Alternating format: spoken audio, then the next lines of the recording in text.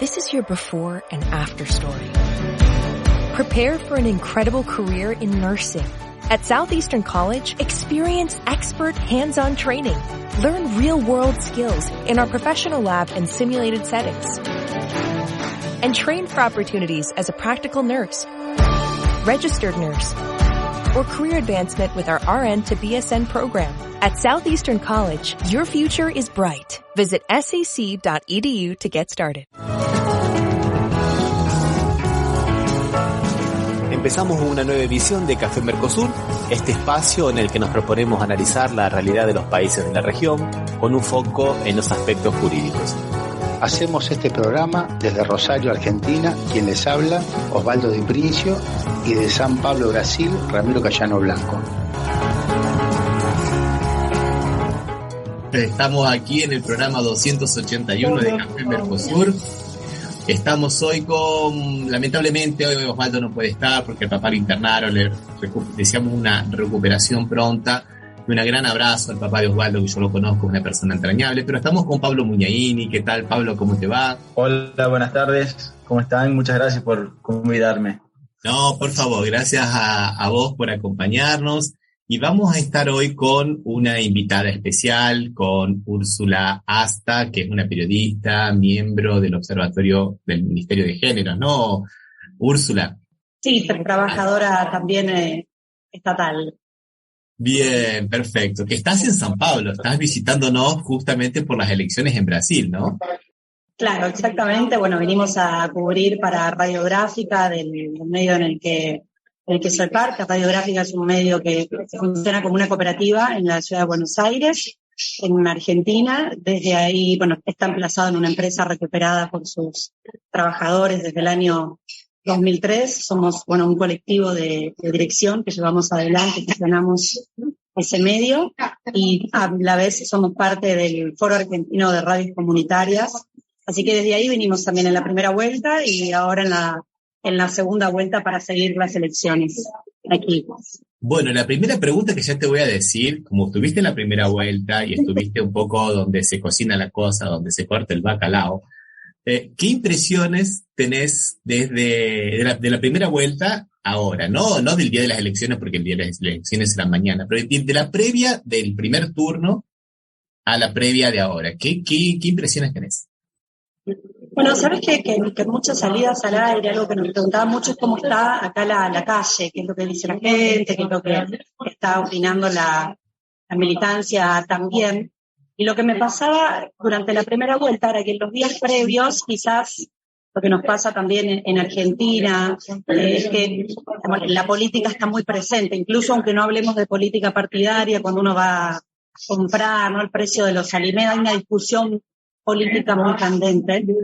Y lo que me pasaba en la primera vuelta era que no veía eso hasta el día de la elección, veía como mucho más cautela, incluso cuando le preguntábamos a la gente qué opinaba, a veces nos decía que preferían no opinar, después en la charla terminábamos conversando, quizás eso podría vincularse un poco a esta cuestión del discurso vinculado al miedo, etcétera. Pero en esta ocasión diría que eso cambió, se modificó, porque veo en las calles iba caminando, hoy caminé mucho, ayer también, y escuchaba a la gente hablando de si votaba Lula o votaba el Bolsonaro, bueno, algunas pegatinas, hablando del tema, ya sea porque votan a Bolsonaro o porque votan a Lula, pero vi mucha más discusión política en la calle respecto del tema. Bueno, se acerca una elección que es muy importante, profundamente polarizada. Creo que hay varios elementos ahí que quizás son para analizar sobre eso que se siente aquí en San Pablo, que es donde estoy, ¿no? En el centro de San Pablo. Sí, vos sabés que yo comentaba un poco eso. Yo había estado una semana antes de las elecciones anteriores en el norte de Brasil, en el nordeste, mejor dicho, estuve. Y yo había estado en otros, también en el nordeste, en otros comicios, ¿no?, en otras elecciones. Y yo veía todo muy muerto, muy apagado, y por ahí solamente se veía algunas manifestaciones muy organizadas, muy concentradas de Bolsonaro, pero casi nada de Lula. Ahora me gustaría haber vuelto para ver cómo estaba, porque creo que comparto con vos un poco esa idea de que el miedo no fue tanto, o la gente tiene un poco de resistencia al miedo? Porque hubo una campaña de miedo muy fuerte acá, ¿no, Úrsula?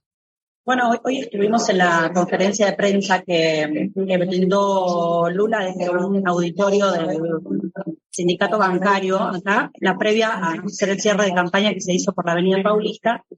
Y tanto lo que dijeron el candidato del PP a gobernador, Fernando Haddad, como el mismo Lula, en varias oportunidades de esa conferencia tuvo que ver con subrayar, diría, resaltar esta cuestión vinculada a la campaña de mentiras que lleva adelante el oficialismo. Lula se refirió también incluso al debate de ayer, en el que él también en algunos tramos hizo referencia específica a la campaña de mentiras constante que emana desde el oficialismo y que de alguna manera lo que hace es no permite discutir un programa, ¿no? Me parece que es lo que se intenta también desde la fuerza que lleva como contendiente a Lula, discutir, digamos, algunas medidas, algunos programas, y no solamente estar constantemente en la defensa, decir, no vamos a hacer eso, no vamos a hacer eso. Una contestación que también es algo que han salido a hacer como estrategia, por lo menos eso es lo que vimos, pero hubo un resaltado muy particular sobre este fenómeno vinculado a mentir sobre el candidato contendiente, ¿no? Sobre el contendiente. La verdad es que nosotros venimos en este proceso de mentira. Ahora, Pablo, lo vamos a dejar que te haga alguna pregunta o que comente esto. Desde hace bastante tiempo. Nosotros venimos con esta campaña de mentira desde el año pasado, cuando ya Bolsonaro venía hablando de las urnas electrónicas, de que no eran seguras, de que no eran fiables, de que posiblemente iba a haber fraude, que a ella le habían hecho fraude en las elecciones anteriores, que él había ganado en el primer turno si no hubiera sido por el fraude y que no iba a reconocer. Eso ya va más de un año que venimos con eso, más de un año.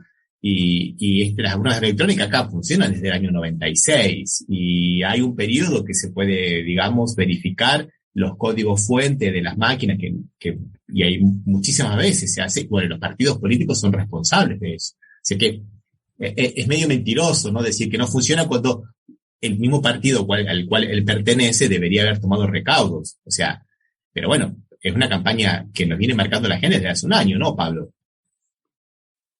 Sí, concuerdo totalmente con lo que están hablando. En realidad, yo creo que es una maniobra de la ultraderecha y la derecha en el mundo.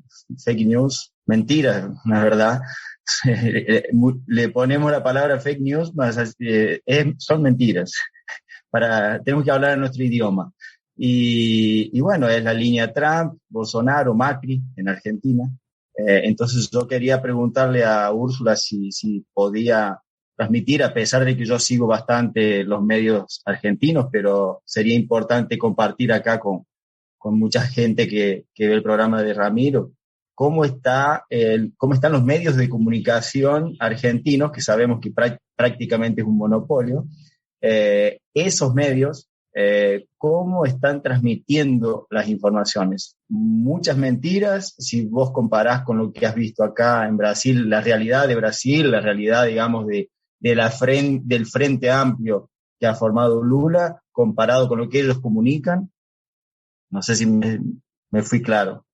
Sí, a ver, en Argentina lo que sucede, bueno, vos lo decías, ¿no? Hay grandes oligopolios, tenemos una situación, un esquema, un mapa de medios complejo, que creo que es necesario generar una discusión profunda al respecto, y que, digamos, durante el gobierno de Macri se ha concentrado aún más, con mucho poder sobre algunos aspectos, y creo que lo que una podría definir respecto de eso tiene que ver con lo que ya conocemos. No creo que haya, digamos, un fenómeno, una distinción, sino, por un lado, digamos, la cuestión material vinculada a la gran concentración que hay, el gran cúmulo de pauta que también reciben algunos medios de comunicación, sobre todo los medios privados comerciales más grandes, diríamos. Y diría que sobre lo que pasa aquí en Brasil, por lo menos lo que se ve en muchas preguntas que incluso se realizan acá, tiene que ver por un lado con esta cuestión vinculada a la violencia política, a hacerse mucho eco de eso. Hay también en general una preocupación o una pregunta que siempre se hace aquí en las conferencias cuando estamos, y en general proviene también de medios extranjeros, no solo de Argentina, que es esto también del voto religioso, como para entender el fenómeno. Diría que como que hay algunas consultas sobre eso. Ahora, en la primera vuelta estuve en una conferencia en la que estaba Joao Pedro Cedile, la Coordinación Nacional del Movimiento de Trabajadores Rurales Sin Tierra, y él decía, cuando le preguntaron sobre la violencia, algo interesante, por lo menos yo hasta ese momento quizás no lo había escuchado tanto, y él decía, bueno, hay una cuestión, digamos, muy fuerte retórica sobre la violencia en Brasil, obviamente traccionada por el oficialismo, por el bolsonarismo. Hay algunos episodios de violencia, claro. Lo que decía es, cuando ustedes comunican, no comuniquen que acá no se puede caminar, ¿no? Decía un poco, hacía como esa solicitud de poner paños fríos también para no, digamos, sumarse a esta cuestión de profundizar un discurso en torno a la violencia que incluso podría implicar ausentismo en las urnas, etcétera, algo que después no ocurrió, pero hacía una reflexión sobre eso que me parecía, digamos, una explicación muy interesante en el sentido de que, bueno, ¿cómo se contrarresta todo eso?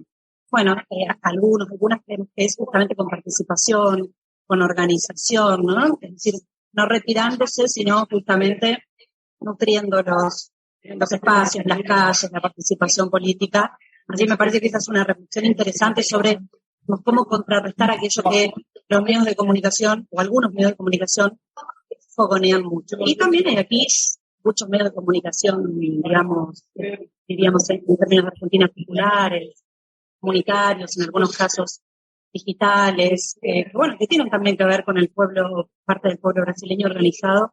Me parece que es algo interesante también para contar para afuera como experiencia, como existe también en Argentina y en otros países. Buenísimo.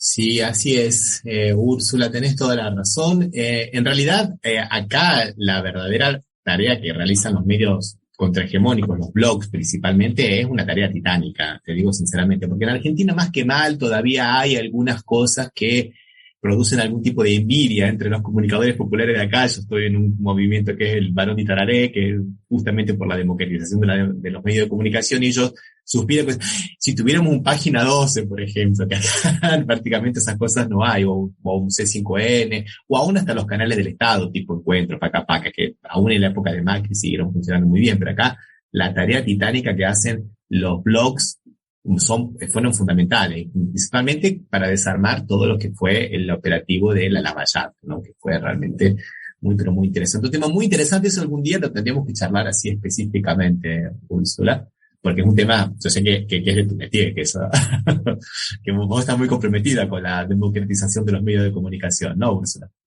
Bueno, en Argentina pasó algo que aquí no pasó, que fue la gran discusión en torno a la Ley de Servicios de Comunicación Audiovisual. Digamos, muchos intentos de que algunos artículos no se implementaran finalmente en 2013, algunos años después de su sanción, que había sido en el 2009, la Corte Suprema dice que la ley está plena.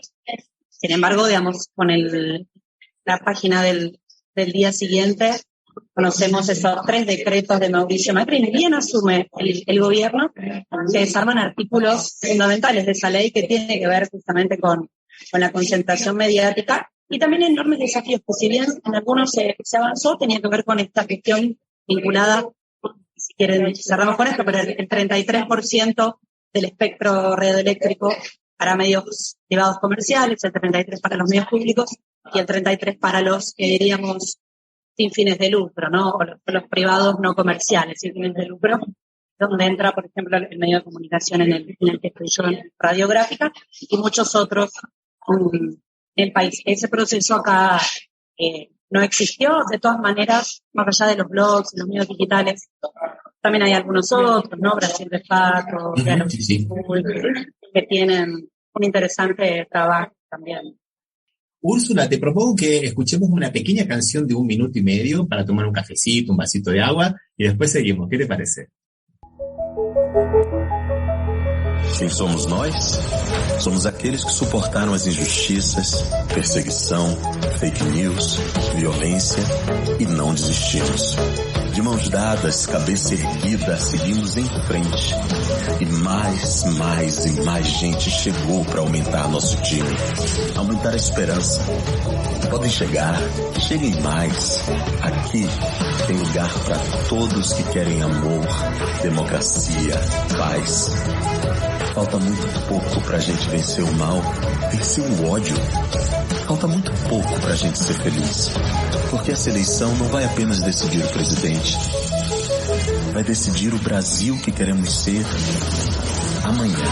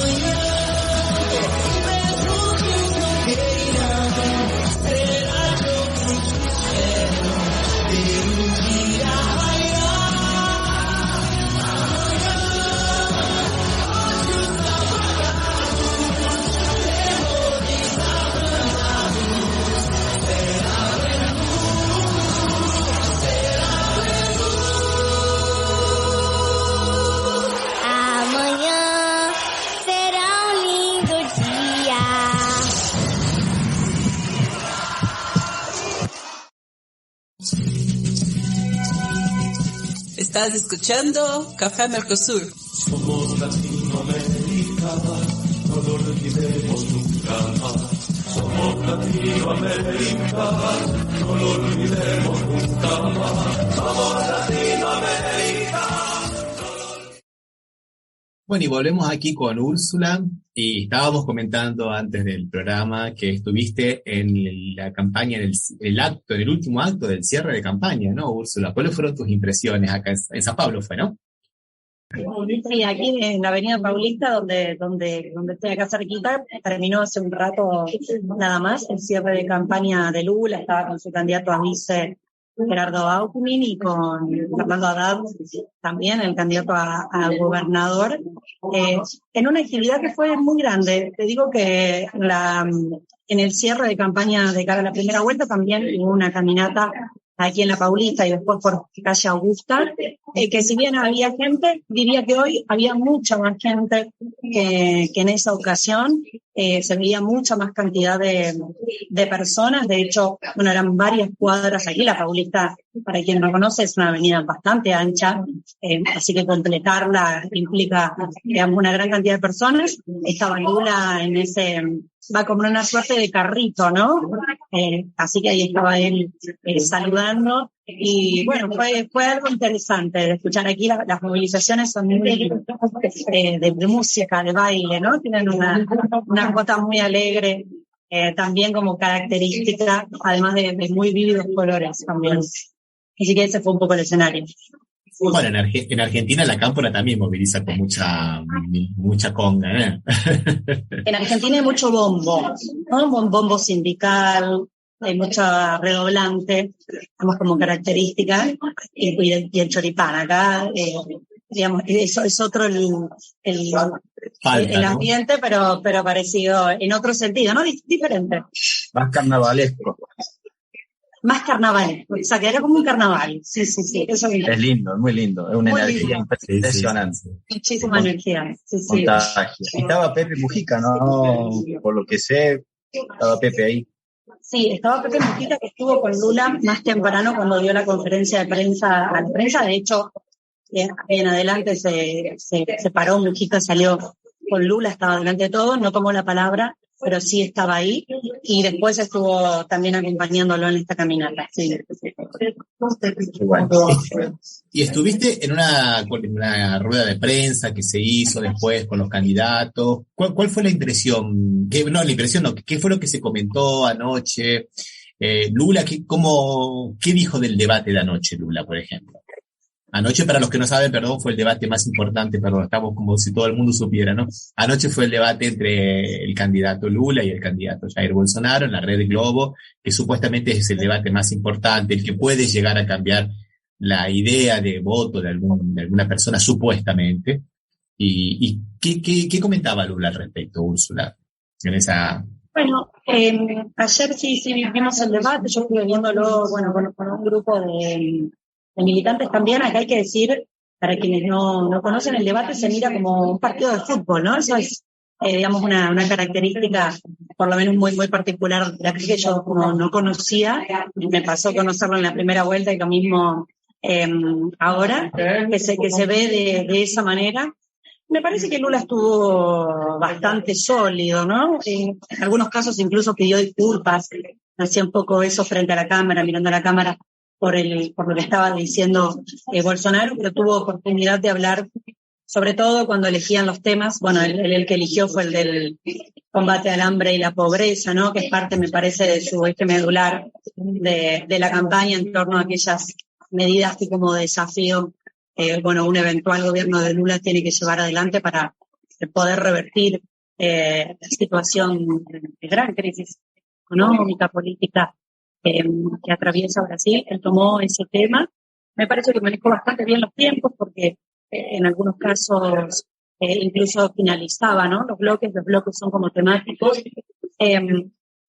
Bolsonaro también creo que se lo ve sólido en su forma, distinta a la de Lula, digamos. Tiene la capacidad de hablar de esa manera, pero me parece que es parte de su personaje también. Digo, como para no tampoco subestimar al contendiente, que no tiene, diría, efectivamente la misma capacidad retórica, pero que tiene esta cuestión del eslogan, ¿no? De hecho, en un momento le faltaban 5 segundos y él miró para arriba, levantó los brazos y dijo patria, familia y libertad, ¿no?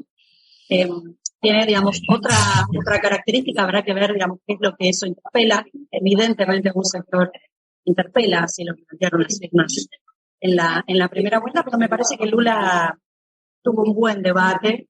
Yo no sé medir cuánto de eso efectivamente mueve los votos. Sí, lo que veo es que acá se vive no solo el momento como un partido de fútbol, pero sí como un momento político muy importante antes de la elección. De hecho, se ve, entiendo, eso lo saben ustedes más que yo, después de una telenovela que se ve mucho, ¿no? Durante la noche. Entonces hay, digamos, como una gran cantidad de personas que están en esos horarios mirando la tele.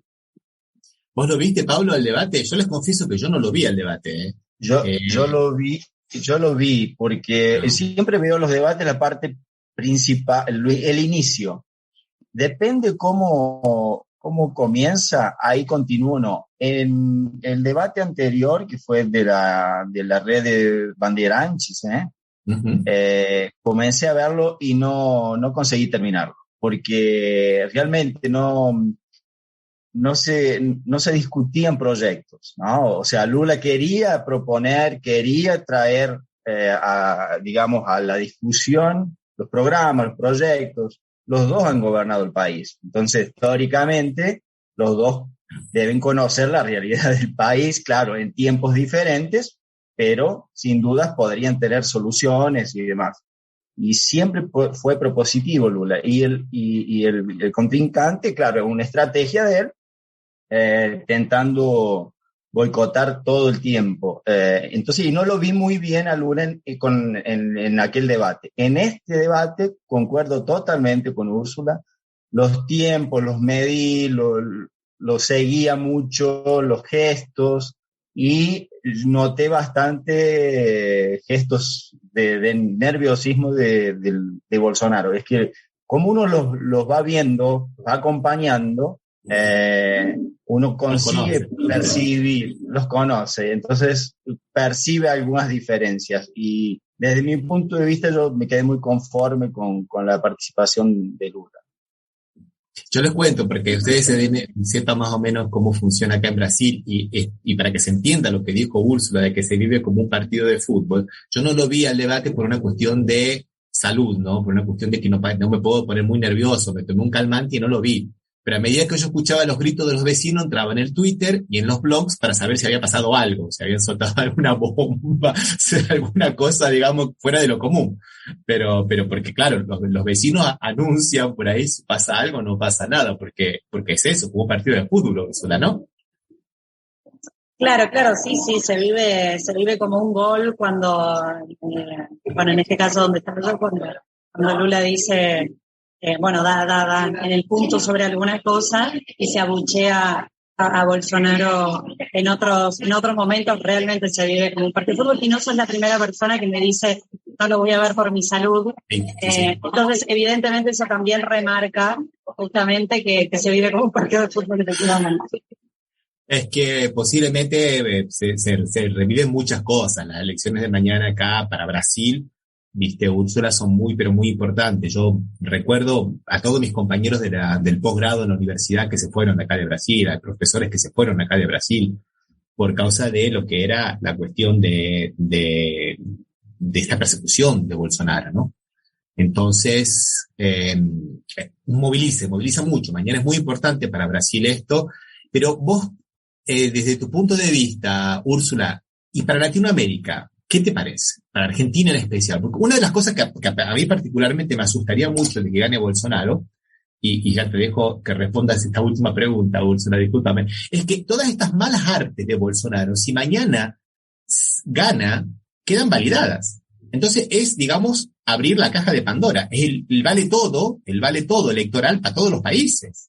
O sea que me parece que además del proyecto político, también hay que terminar con estas malas artes, con estas malas prácticas, con estas patrañas electorales de Bolsonaro. Sí, completamente, ¿no? Hay un discurso, a lo largo de todo su gobierno, ¿no? La violencia, una retórica, digamos, muy, muy compleja y que también de alguna manera se extiende a otros países, no solo en América Latina. Ahora, desde el plano internacional, y creo que una muestra de eso, por ejemplo, vamos a contar, es la cantidad de vedurías internacionales que hay, y particularmente de Argentina, donde me decían la delegación en la primera vuelta eran un poquito más de 70 personas, y en este caso supera las 100 personas. Y también hay mucha prensa de Argentina. Me parece que particularmente Argentina, lo vive muy de cerca, ¿no? Es importante, hay conciencia de que es muy importante la elección de mañana aquí en Brasil. Lo que yo suelo decir es muy importante para el pueblo brasileño, que merece vivir con dignidad, en una democracia plena, con participación política plena, que seguramente implicará muchos desafíos, de todas maneras, pero también para la región latinoamericana. Hay algunos aspectos muy importantes, incluso Lula lo mencionaba hoy en la conferencia que dio, y en otros tramos también. Hace 2 días escuchaba a Loiso Mercadante, que fue el ministro de Educación de Lula, y forma parte hoy de la coordinación de la campaña. También Celso Amorín, que fue el ministro, el canciller de Lula, y hablaban particularmente de la cuestión internacional que está dentro de la plataforma de Lula. Por un lado, conocemos la historia, ¿no? Conocemos bien lo que pasó con los gobiernos populares desde principios de este siglo, que significó un momento muy alto de integración latinoamericana, con la creación de UNASUR, lo que significó el Mercosur. Pero además de esa historia, eso también está dentro de las propuestas. América Latina lo mira muy en un mundo distinto al del 2002, en torno a un cambio, una modificación de las fuerzas políticas en términos de la multipolaridad, y lo que está en disputa hoy. Y los BRICS significan un equilibrio en ese sentido. Yo creo que Lula Silva, su equipo, lo tiene muy claro, lo mencionan todo el tiempo, lo mencionaron hoy, de hecho, en la conferencia de prensa antes de venir aquí al cierre de campaña. Me parece que hay ahí, sobre todo en lo internacional, más allá de los desafíos, ¿no? Porque sabemos que Estados Unidos tiene un pie muy cercano también en los procesos incluso populares que estamos viviendo, y hay que ver en qué decanta eso. Creo que ahí, Estados Unidos está jugando su propia interna sobre cómo se está comportando hoy con América Latina. Enormes desafíos, digo, pero también un proceso de equilibrio mundial. Tú lo hablabas, tenemos que tener relaciones con todos. Y mencionó China, Rusia, India, Europa, ¿no? Hizo una mención específica a algunos países, además de América Latina.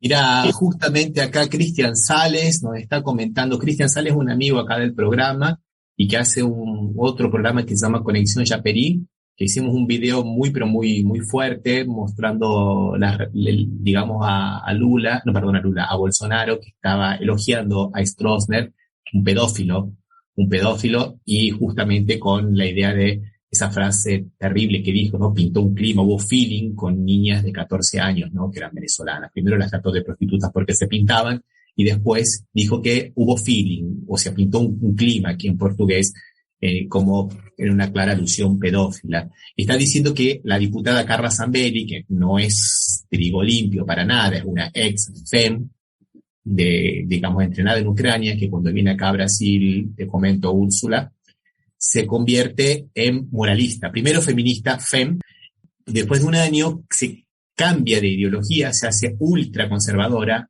antifeminista, antiaborto, y una de las aliadas más grandes de Bolsonaro, pero que también financió económicamente a grupos iguales de Bolivia. Acá en Brasil se llamaban las ruas, en Bolivia se llamaba las calles, que fueron los que promovieron el golpe contra Evo Morales. Inclusive en el 2017 realizaron en Brasilia un foro democrático, que era el foro de la derecha, que lo realizaba justamente el hijo de Bolsonaro, Eduardo Bolsonaro.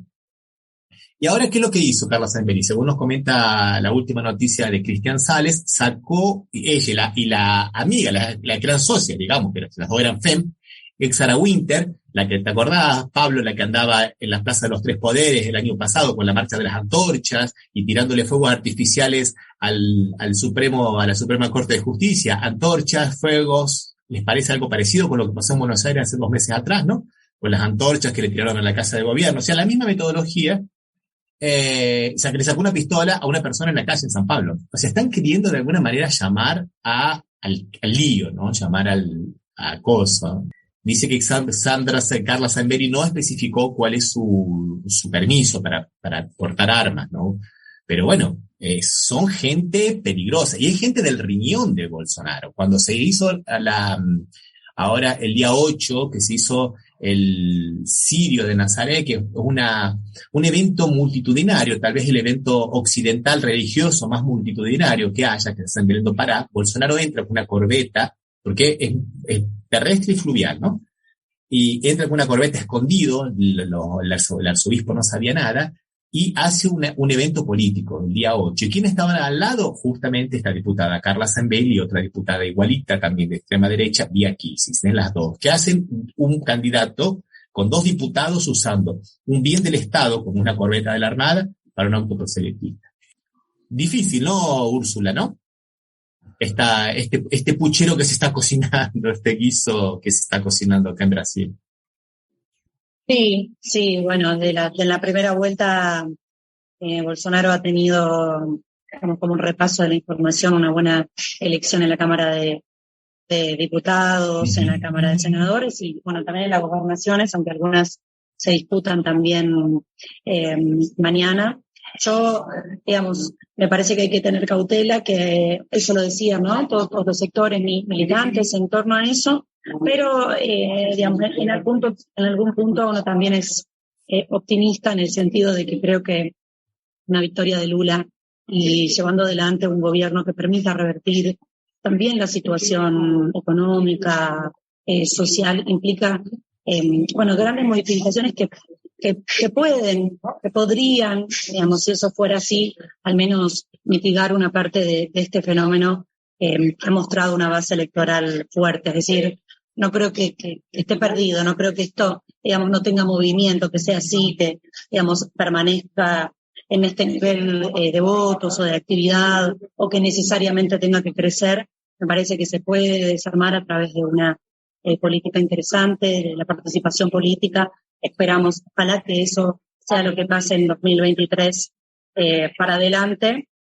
Pero bueno, sí, digamos, me parece que es para mirar qué significan los fenómenos como Bolsonaro, que han tenido gran cantidad de votos y que además esos votos son aportados en gran parte por trabajadores, por trabajadoras.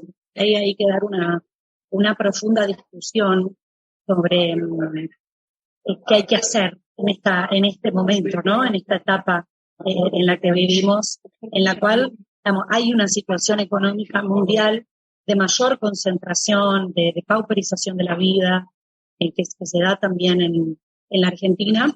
Y yo creo que el desafío está en poder romper eso. Mi mirada es que, digamos, a veces la moderación política no contribuye en desarmar eso, ¿no? Porque el avance de los sectores conservadores o el imperialismo, si poner esa palabra, es muy profundo, muy fuerte, del capital, ¿no? Muy fuerte. Sí. Mira, Úrsula, te agradecemos muchísimo. Vemos que es un esfuerzo impresionante, estás cansadísimo porque has estado trabajando todo el día, has participado de la marcha y nos has dedicado 40 minutos ya, te lo agradecemos muchísimo y bueno, te mandamos un gran abrazo y bueno, y todos los saludos que te han llegado muchísimos saludos, muchísimas felicitaciones de Cristian, de Can, de Gustavo, de Alberto, de Rosario, bueno, bueno, gracias por haber enriquecido este programa, Úrsula. No, por favor, el placer es mío, muchísimas gracias por invitarme, sigámosla, hay que ver qué pasa mañana, así que seguimos en comunicación y de verdad muchas gracias. Placer. Un abrazo, escuchamos algo de música y seguimos. Un placer.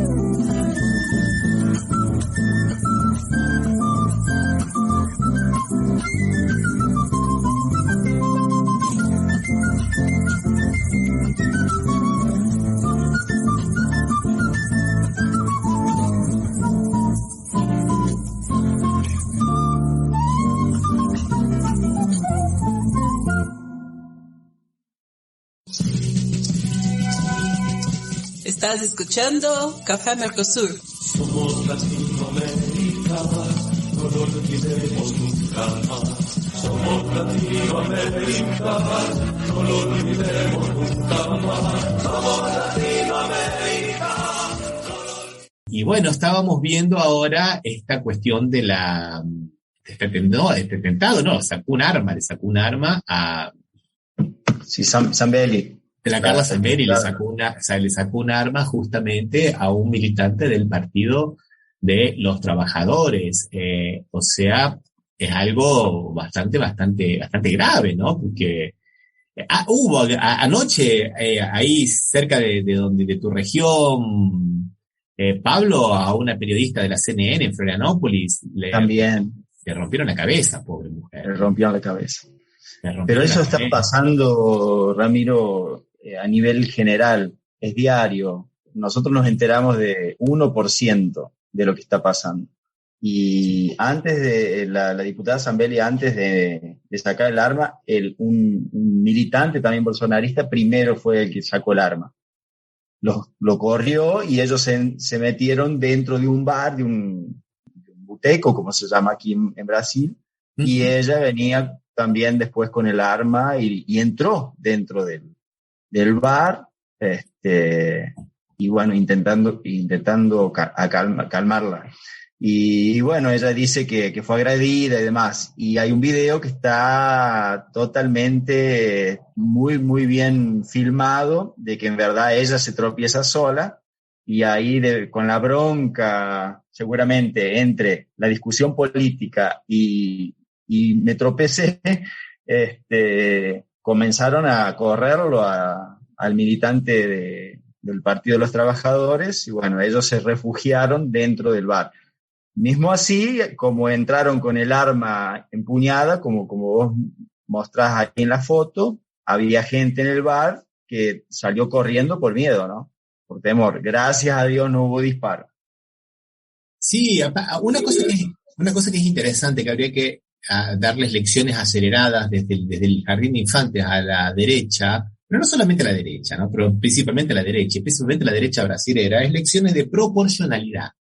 Porque eso se cree que vale todo, ¿viste? O sea, si, me pisó el dedo gordo del pie, ¡puf! Le meto una cuchillada. No, pero ¿dónde está? ¿Viste? Sí, está bien, estuvo mal, ¿viste? Qué sé yo, por ahí, sí, te golpeó con el hombro en el bar, pero no por eso lo vas a esperar afuera y reventarlo a puñetazo. O sea, hay una cuestión, ¿viste? De cualquier cosa justifica la agresión más vil, más absurda, y muchas veces la más cobarde. Hace 2 días, Pablo, a unas mujeres de la tercera edad, unas abuelas de la tercera edad que estaban panfleteando para Lula en Brasil, las golpearon. Por favor, puede ser mi abuela, puede ser mi mamá inclusive, ¿no? Porque a mi edad ya puede ser. Por favor, no respetan ni siquiera la edad de las personas. ¡Qué cobardía absoluta! ¡Qué cobardía absoluta! Pablo, te digo la verdad, me asusta, y no es una cuestión de Brasil, ¿no? Acá nosotros porque estamos en Brasil, pero no es únicamente acá en Brasil. Estamos viendo esto en muchos otros lugares, esta intolerancia y esta falta como digo, de proporcionalidad. Cualquier cosa es motivo para que solo o en patota se produzcan agresiones y linchamientos, ¿no? Es que viene siendo generado eso, ¿no? Desde el propio gobierno impulsionando, ¿no? Esa falta de diferencia, de poder tener diferencia, de poder disentir, de poder conversar, ¿no? Es muy violento. Por eso que, bueno, y digo el gobierno con todas las letras, porque el gobierno le puso impuesto a los libros y le sacó a las armas. Sí. Y en todo tiempo, el propio presidente, no estoy mintiendo, haciéndole con nenes, con crianzas, haciéndole poniéndole los deditos con forma de arma todo el tiempo, y eso se va entrando y se generaliza, y bueno, en las propias escuelas ha crecido muchísimo la violencia. Sin duda que Brasil es muy extenso, entonces hay, como vos dijiste, hay lugares que son más complicados que otros. Nosotros estamos en uno de los peores lugares acá, y donde en una ciudad que si bien siempre tuvo la idea armamentista, bueno, con un gobierno que te libera de la forma que te libera, exponencialmente creció. Hay 3 o 4 casas en una única ciudad, casas de armas así, y es muy increíble porque yo paso por ellas y veo los autos con los afiches de Bolsonaro. Vos estás hablando de Caxias, ¿no? Caxias do Sul, Río Grande do Sul. Sí, y no sé si vos escuchaste que en Santa Catarina el gobierno está queriendo impulsionar el turismo de tiro. Entonces va a haber lugares donde los turistas van a ser llevados para practicar tiros y demás. O sea, como un atractivo turístico. Entonces eso me sorprende. Yo te digo, pensé que nunca iba a estar viviendo de nuevo una situación así de temor, y es lo que ustedes estaban diciendo ahí con Úrsula. El miedo muchas veces te hace de retrotraer, de no querer manifestarse o no querer poner un afiche. Acá está muy, muy fuerte eso, muy fuerte, sinceramente está muy fuerte. Aún en lugares que supuestamente está más tranquilo porque Lula gana con mucha más, digamos, diferencia y que no sería tan tomado por la extrema derecha como podemos decir en el nordeste. En Pernambuco, una mujer que puso una bandera de Lula en el 5º piso, le reventaron la ventana a balazos. Exacto. ¿Viste vos? Y en San Pablo ya venía ocurriendo esto. En San Pablo, en barrios ricos acá de San Pablo ya venía ocurriendo. O sea, el nivel de violencia es muy grande. Pero además el nivel de violencia que se te va metiendo por donde vos no esperabas. Vos comentabas de los grupos tuyos sociales, no políticos, cómo se van metiendo el discurso de odio, ¿no, Pablo? Terrible. En los grupos de WhatsApp, notabas así, vinieron con una violencia inmensa, exigiendo de que cada uno se posicione, pero exigiendo.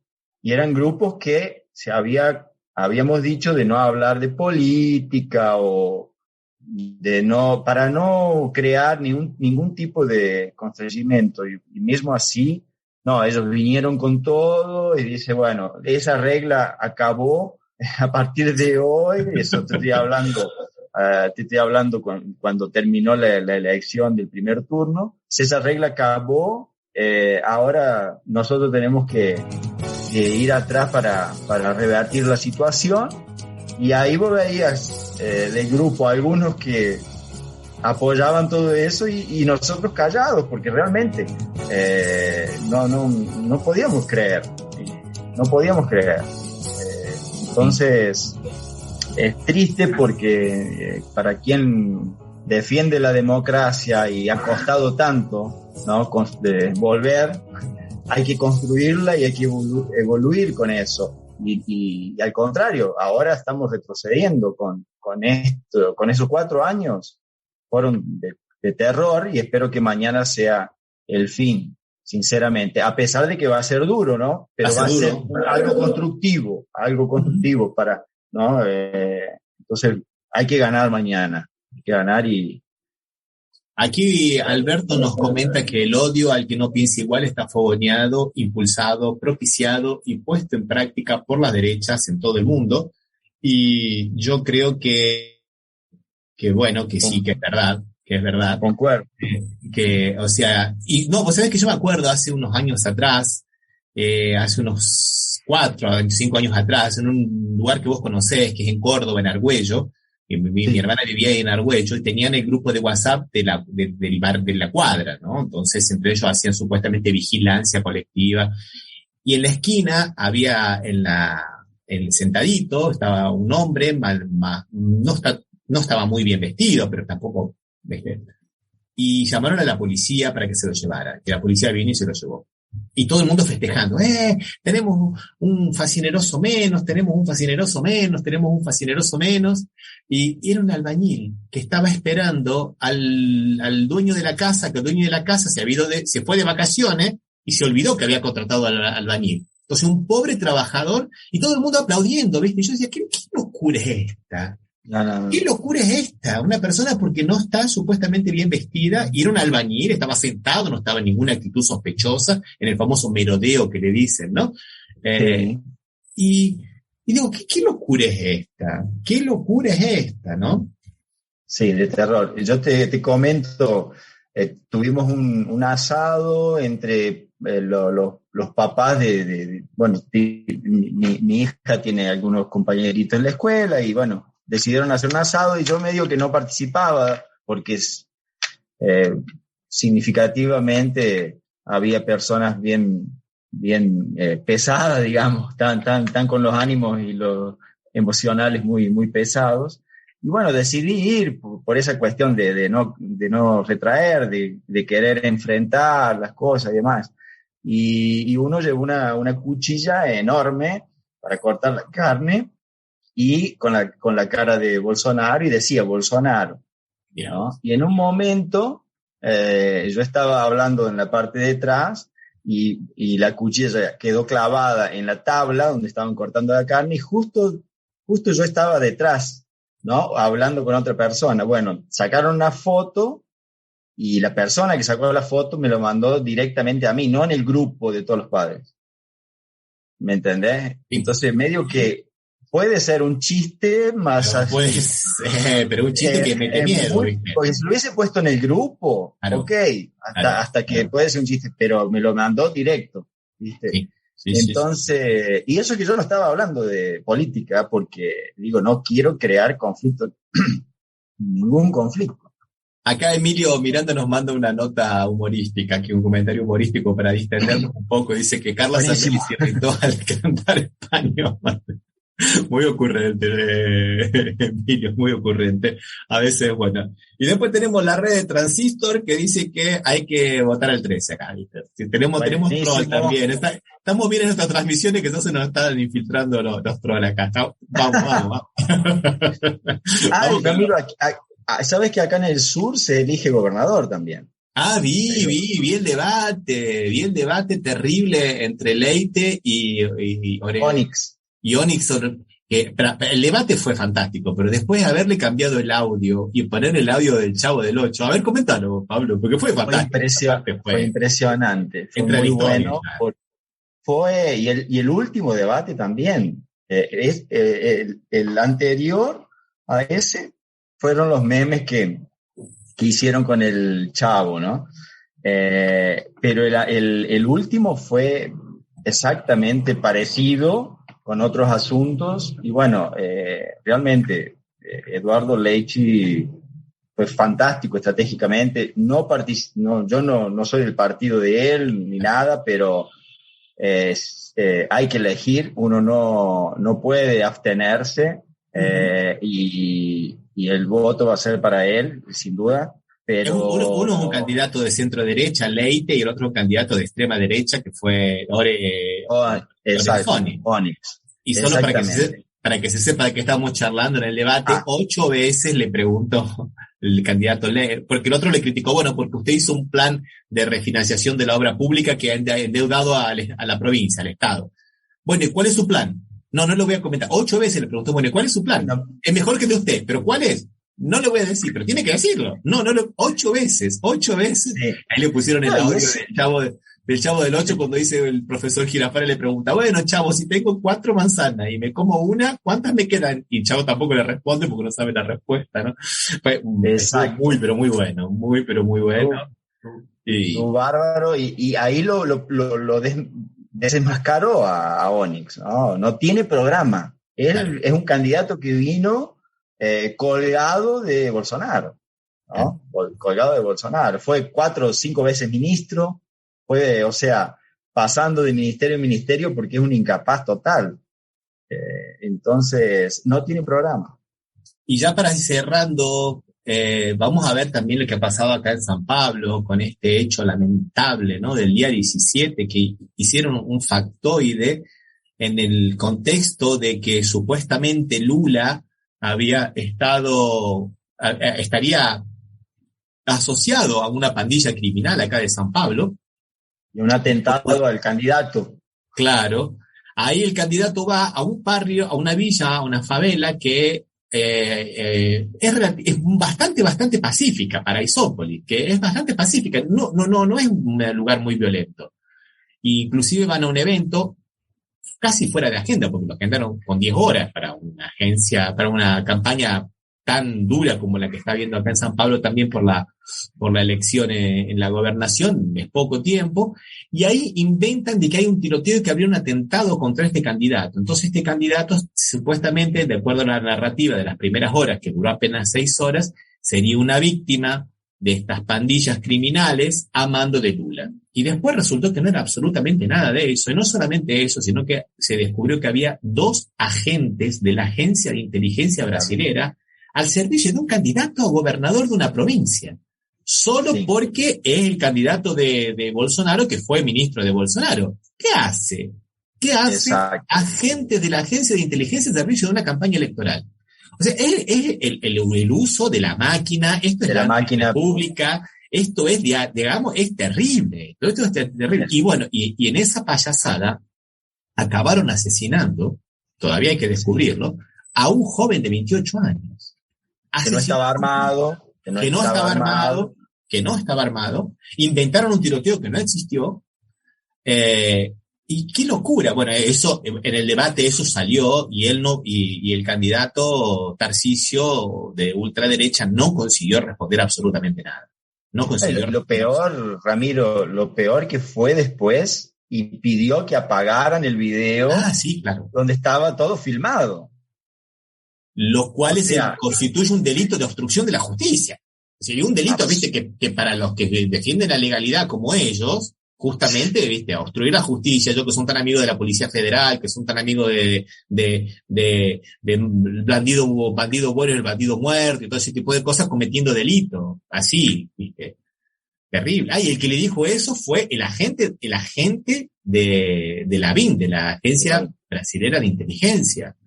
O sea, como diríamos en Argentina, dejaron todos los dedos marcados, ¿no? Dejaron todas las huellas del delito. O sea, realmente, y termina falleciendo, asesinando a un joven de 28 años. No me interesa si el joven tenía antecedentes o no tenía antecedentes. El joven no participó en el tiroteo, no tenía armas, inventaron todo para crear un factoide político, para crear una fake news política que le salió mal, por suerte, y como muchos dicen, inclusive le puede haber restado votos, no solamente al candidato Tarcisio a la gobernación, sino al propio Lula, ¿no? Porque muchos analistas están diciendo, Bolsonaro. Muchos analistas están diciendo que, bueno, que esto le sacó votos al propio Bolsonaro, ¿no, Pablo? Sin dudas. Han querido crear varias situaciones, y le está saliendo mal. Y para ellos, una vida no es nada. Imagínate, en la época del COVID, oficialmente 680,000 personas, pero tengo seguridad que es mucho más, porque... No. Entonces para ellos, más uno, aquel que la Policía Federal lo ahogó con gases dentro de la propia camioneta era una persona súper tranquila, venía en moto y la mataron. Y así por todos lados. No sé, yo no quiero también, no sé el vereador de San Pablo que fue muerto con un tiro en la cabeza antes de ayer. No sé si fue por una cuestión política o no entré en detalle, ahí no puedo decir, pero no es una casualidad de que sea justo un vereador del PT que fue muerto con un tiro con 2 días antes de las elecciones. Exactamente. 2 días antes de las elecciones. Vos te estás refiriendo al hecho que protagonizaron en el Nordeste la Policía Caminera Federal, que es aquí. Este hecho aquí, que una cosa que es terrible, porque cuando decimos nosotros que el bolsonarismo mata, no es porque fue un accidente. Después aparecieron videos de un supuesto agente de la Policía Federal que le daba los cursos de entrenamiento para que puedan hacer los concursos públicos para entrar, donde él dice, bueno, esto es una broma, no lo hagan, pero se hace así. Y él explicaba cómo improvisar esta cámara de gas. Exactamente. O sea, ¿viste? No es broma todo. A la gente dice, bueno, pero son palabras, ¿viste? De ahí a los hechos un largo trecho. No. Las palabras ya hacen cosas, las palabras modifican realidades, las palabras son muy, pero muy importantes, por eso digamos que tenemos que tener mucho cuidado y no es la dictadura de lo políticamente incorrecto, como ellos dicen. Son cuestiones sociales muy, pero muy fuertes, ¿no, Pablo? Exactamente. Yo estoy apavorado, sinceramente, con esos escenarios. No pensé nunca que iba a vivenciar eso, sinceramente. Bueno, el por pueblo eso de Brasil no lo merece, no. Por favor, ningún pueblo lo merece. Ningún pueblo lo merece. Por eso decimos, este programa lo hemos intitulado Lula, la esperanza latinoamericana, porque no solamente Brasil, sino Latinoamérica, y que por favor... Latinoamérica. Exactamente, que se destierren estas prácticas, que se destierre, no solamente que pierda Bolsonaro, sino que desterremos el bolsonarismo, porque el bolsonarismo creo que es anterior a Bolsonaro y es más grande que Bolsonaro. Mañana puede ser que Bolsonaro pierda las elecciones y aparezca un nuevo Bolsonaro que va a ser de otra manera. Pero esta cuestión de discurso de odio y de intolerancia y de antirrepública y de anticivilidad, diría de alguna manera, porque estamos volviendo a fórmulas que creíamos que estaban dejadas en el arcón de la historia, ¿no, Pablo? Totalmente. El vale todo, siempre del lado de ellos, vale todo. Vos no podés posicionarte ni con palabras porque es duro. Discúlpame que... No, es el sentimiento, por eso que... El sentimiento que uno tiene y lo viene cargado bastante, por eso que mañana es un día muy, muy importante para el mundo, digamos. O sea, sin duda Latinoamérica, pero el mundo, porque por ejemplo, lo que está pasando en Amazonia es para el mundo. O sea, el pulmón del mundo está siendo destruido por este gobierno. Y así podemos hablar de todos los ámbitos, ¿no? De todos los ámbitos. De la universidad, de la educación, de la industria, de la cultura, hasta inclusive, mirá lo que te digo, porque estos son los falsos nacionalismos y falsos militarismos, hasta inclusive en términos militares hubo un retroceso de producción de armas, medio que se paralizó el proyecto del submarino, medio como que las Fuerzas Armadas solo tienen altos salarios y beneficios de jubilación, pero después no han tenido más participación prácticamente en nada, porque supuestamente el capitán no tiene proyecto para las Fuerzas Armadas. Y lamentablemente hay que tener un proyecto para las Fuerzas Armadas. Las Fuerzas Armadas son necesarias, son muy necesarias. No tiene proyecto. Entonces, estos gobiernos de cartón son fantoches. Lamentablemente es así. Sí. Bueno, Pablo, hemos llegado al fin del programa. Te agradezco muchísimo la participación. Te invitamos para que vengas. Bueno, la última nos dice aquí Cristian que hay una connotación de supuesto pasado de ella con lo que hizo en España. Son especulaciones sin pruebas, pero tentaron usar el término española para alguna actividad que ella hizo antes de ser moralista. Recordamos que este programa también se transmite por la radio de Villa Gobernador Galvez, FM Impacto, a quienes le mandamos un abrazo muy grande. Chau, Pablo, muchas gracias. Hasta la próxima. Nos vemos mañana. Hasta la victoria. Siempre.